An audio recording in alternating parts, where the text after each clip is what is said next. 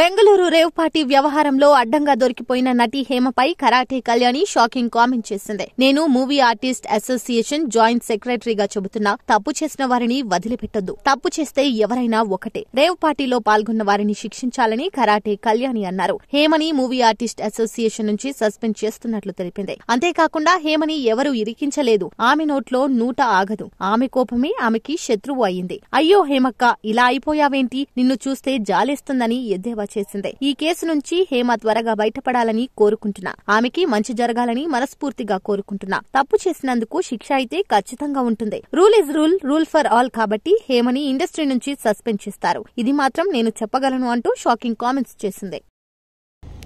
గులివింద గింజ తన వెనకున్న మచ్చ చూసుకోదు అన్నట్టుగా నిన్న బెంగళూరు రేవ్ పార్టీలో దొరికిన హేమక్క చాలా చాలా రకాలుగా ఇండస్ట్రీ వాళ్ళని ఎన్నో రకాలుగా నేనే పెద్ద ముత్తైదువుని, అన్నిటికీ నేనే బాధ్యురాలిని, నేనే అందరినీ ఉద్ధరిస్తున్నాను, ప్రతి వాటిలో నేనే ఉన్నాను, ఆడవాళ్ళకి చాలా చాలా హెల్ప్ చేస్తున్నాను, ఇండస్ట్రీ వాళ్ళందరూ నా మీదే ఆధారపడ్డారు, నేనే పెద్ద దిక్కుని, నేను మా అసోసియేషన్ ఎలక్షన్లో కానీ ఎక్కడ కానీ అన్నట్టుగా ఆవిడ ప్రవర్తించే తీరు చూస్తే నిజంగా బయట వాళ్ళు అమ్మో ఇవిడు పెద్ద నోరు మాట్లాడకూడదు అనుకునేవాడు.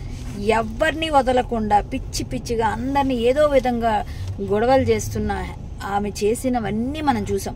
మా అసోసియేషన్లో ఆయన చేయి కొరికింది శివబాలాజీది. అంతకుముందు రాజేంద్ర ప్రసాద్ గారిని అడ్డగించింది. నా మీద కేసులు పెట్టానని చెప్పి పోలీస్ స్టేషన్స్కి వెళ్ళింది. నన్ను ఏదో ఫ్రెండ్స్తో సరదాగా పేకాడుకుంటే అది ఎవరో పట్టిస్తే అదేదో పెద్ద నేరంలాగా పేకాడావు కరాటే కళ్యాణ్ నువ్వేం చేసావు అని మాట్లాడిన హేమక్క ఈరోజు నువ్వేం చేసావు? ఒక రేవ్ పార్టీలో డ్రగ్స్తో పాటు దొరికావు. నువ్వు ఈ శాంపిల్స్ వచ్చిన తర్వాత బెంగళూరు పోలీసులు నీకు ఖచ్చితంగా నీకేంటన్నది పనిష్మెంట్ ఇస్తారు. ఇక్కడైతే ఎలాగూ ఇంకా చాలా పనిష్మెంట్స్ తీసుకోవడానికి సిద్ధంగా ఉండు. ఎందుకంటే ఒక మనిషికి ఒక మాట అనే ముందు కర్మ రిటర్న్స్ అంటారు. ఎప్పుడైనా మనం చేసిందే మనకు తిరిగి వస్తుందని. కాబట్టి ఇక ముందైనా జాగ్రత్తగా నడుచుకో.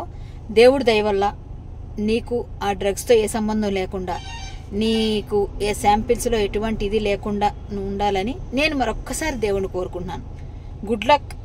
ఇంకొకసారి ఎవరి మీద నోర్లు పారేసుకోకుండా ఆడవాళ్ళని అలాగా ఇలాగా అనకుండా ఉంటే బాగుంటుందని నేను కోరుకుంటూ,